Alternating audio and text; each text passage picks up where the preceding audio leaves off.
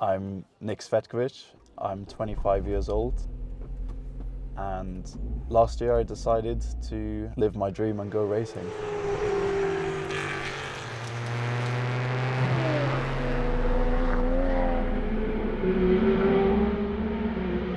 So this is one of 4 glamorous jobs that we do to be able to go racing.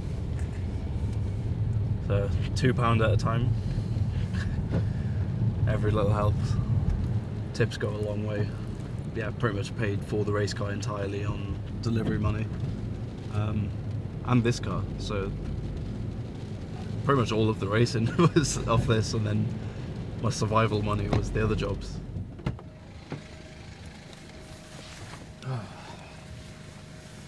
£3 closer to a race car. Can't go wrong. But at one point it was 70 hours a week, and that lasted 4 or 5 months straight. I did slightly burn out, so now I'm semi-retired now. I'm on like normal people hours of like 40 hours a week. If I did all those hours and saved a lot of money and did something like responsible, it might be a bit more worthwhile. Like, Do you question that a lot? yeah, like I thought, you know, with all the money I spent last season, what else could I have done with the money? But then if I'd done the other stuff, I'd have been like, oh, I could have gone racing. So you can't win. Like, you'll always doubt yourself.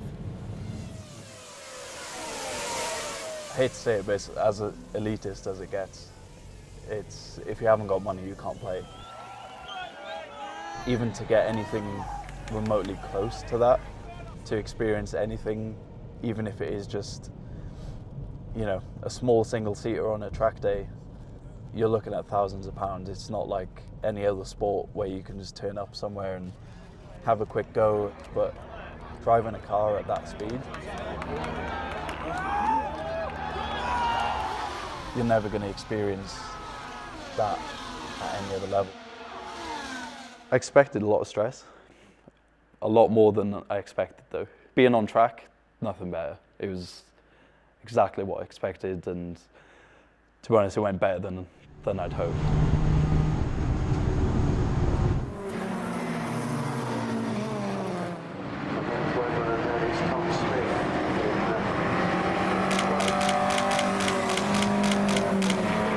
As far as like the prep before races, I was hoping it would be load the trailer, turn up, race and come home, but it was a lot more than that. Having the time even to, you know, look at data from races and things, it just wasn't feasible. It's just a luxury that I didn't have, as well as costs. You know, when you're pricing it up at the start of the year, you don't think, I'm going to go through 2 tanks of fuel getting there and back, and yeah, you don't factor in all of that. And you know, when I bought the car, I didn't know where I was going to put it, so I didn't even think of that. My name's Steve Thomas. I've got a little garage, as you can see, called Steve's Mobile Mechanics, in Carmarthen in South Wales. That chicken nugget over there came into my garage one day with a broken car, and he's fucking still here, like 5 years later, still asking me questions, and I'm still fixing his fucking car. Yeah, I don't know, he just rocked up one day and said, I'm going to buy a BMW compact race car, and then I'm going to go racing. You've never towed a trailer before, had you? Nope. So if you haven't done it before, you're like, I don't fucking know what's going to go in there. It's not. Yeah, I wouldn't have had a place to store the car. Just little things like that. He's finished his first season. He's done fairly well. Do you reckon he should do it again? Don't know. When you sort of finish a season and you're at the top, the aim is then to move up to something else and see how good you actually are. But the thing stopping you going up is money. So it's 7 a.m. now in Snowdonia, and we're on our way to Glanagorse for the first time to race in Club 100. It's a happy medium. It's a cheap way to get some really competitive racing. Bit of a step up from indoor karting, but definitely scratches the itch for now. Never been to this track before, so who knows what to expect. Okay, if you're not already done it, drivers, fuel caps off, please.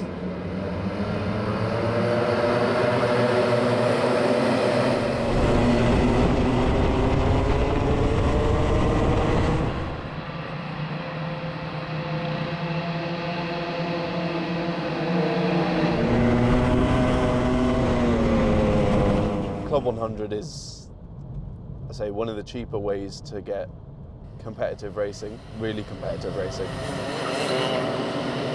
But I mean, this race weekend is probably all in going to be about £1,000 for me.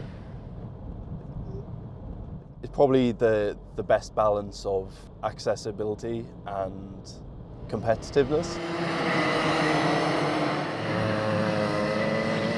It's a recognised championship. You know, if you win the Club 100 championship, chances are you probably would get picked up by a bigger team.